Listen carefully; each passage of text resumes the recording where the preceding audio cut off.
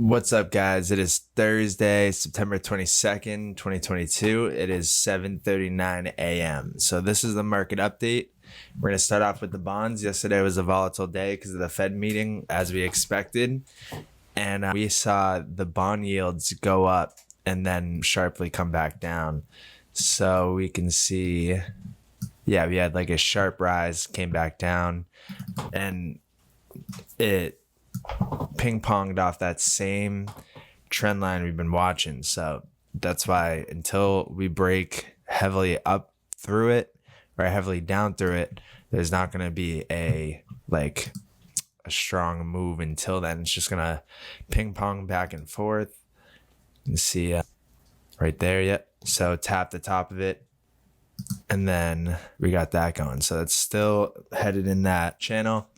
So nothing really to talk about there besides that. And then we have the dollar.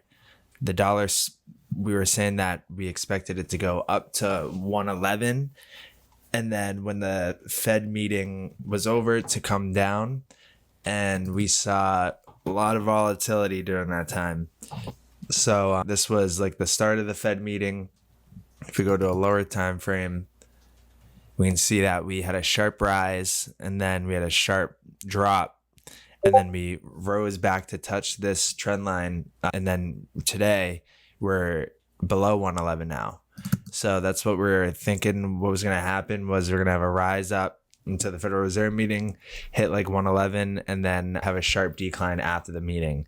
And so far, so good. It's looking like that's playing out. And if we see where we touched, so we've been just ping-ponging between this trend line as well for the dollar. So this is stretched all the way back since September of last year, this trend line. So touch, touch, touch, touch, touch, touch, touch. So that was definitely a level that it would have found a rejection point at. So now that we're pulling back down a little bit, the trend line that's at the bottom that we want to break is sitting around like 108 now. So we want to see us break 108 to know that, all right, the dollar down uptrend is done. But for the short term, we'll go to the 4-hour chart, and we're getting a cross down the stock RSI, TSI, MACD's losing momentum. And then let's check this trend line.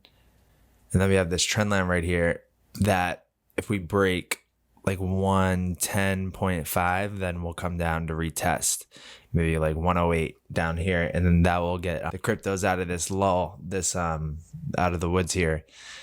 So let's check the 12-hour. 12-hour, we want to see that cross down too. So we're gonna have to see how it pans out today. But now let's go to the total crypto market cap. All right, so we're just still coiling up with the trend line. So we have this trend line right here, like this, tapped it, and then we have this trend line like that. So we want to break above this trend line, and then we'll likely retest right up here. Then if we can break up here, it's going to be right to here. And then if we can break through that level, then we're fully out of the woods here. And if we go to Bitcoin, we can see that the pink Fibonacci moving average, it's been loving that level. So we got the pink fib on right now. Let's put that on.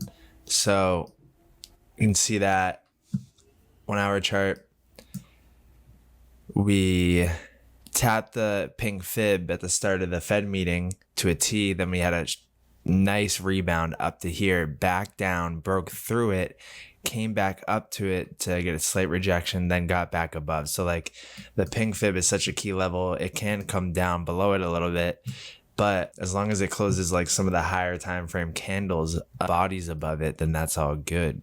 You can see that it's kind of like we did one of these over again. So we came down, we had like one red candle below it, green candle above below it, and then we got above. Red candle below it, green candle below it. Now we're above. So now we want to see us break this trend line, and we're getting close to it right now. So that's sitting around like 19,150, the trend line. So, or 19,000, I'm sorry, 300. So we want to get above there so we can then come up to like the $20,000 level. We definitely want to reclaim 20K. And then after 20K, we want to take out around like 21,000 or around like 22K. 20 to 22K we need to get above for sure. Then let's check the daily chart. So the daily chart, we're still putting in a higher low than back at this point. And we can see that we have hidden bullish divergence still. And we have the MACD going from dark red to the white now. And then we have RSI putting in higher lows while we're putting in lower lows. So hidden bullish divergence again. And then if we go to like the 12-hour, we can see that we're already getting a cross on the stock RSI up through this middle line. TSI is looking like it wants to cross, and the MACD is still red, but if we can get the cross in the TSI, this will turn green. And then if we can get above the RSI middle level, then we'll be good. So these are the things that we got to watch today. This candle closes in 12 minutes, 27 seconds for the 12-hour chart. So the next 12 hours are going to be pretty telling as far as are we going to get out of the woods here, or are we going to retest these lows again? I'm in the camp that we've already seen the bottom.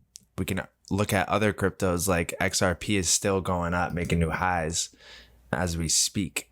So XRP making new highs. I believe Algo is making new highs. So XRP is almost close to 44 cents. If we go to like Algo is making new highs. That's on the, let's go to the 4-hour chart.